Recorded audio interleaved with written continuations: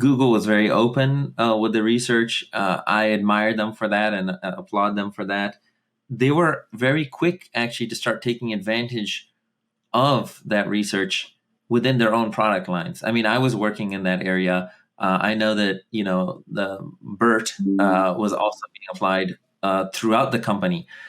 Um, but it's just, I guess, this technology is so powerful. And then once the papers were published explaining how it was done, interestingly, actually, it's not super difficult to understand. I mean, I can understand it. There's a lot of people who understand now how this stuff is done. The knowledge is widespread. And eventually, I guess it reached a point as hardware scaled up. That's one of the keys to all of this is the scaling up of hardware over time is what's actually enabled a lot of this AI. Because the theory for neural networks has existed for decades and decades. But until the hardware got strong enough that you could run a neural network with a billion parameters, you couldn't see the kind of effects that we're seeing today with like an AI system that can reason and chat with you and all of that. So I think ultimately then things reached a point where, a lot of, you could say, aspects of Google's core business model came under threat because the way we consume the internet is actually changing now. I mean, I'll just speak for myself. I don't use Google nearly as much as I did. I often find myself turning to GPT-4. I have a paid subscription.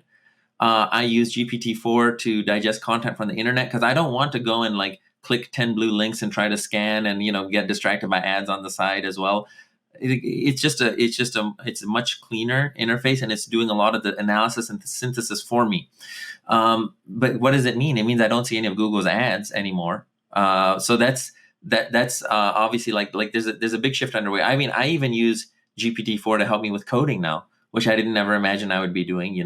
I've almost forgotten how to code some pretty simple stuff because I use it as such a crutch. So everything is changing, and I think that one of the consequences of that is that maybe in Google and other companies, like there's less openness now because there's a recognition that this kind of research can give a huge competitive edge, and maybe people are nervous about just giving it away so openly. So that that's understandable. That's obviously not ideal for like humanity as a whole, but that's what's happening.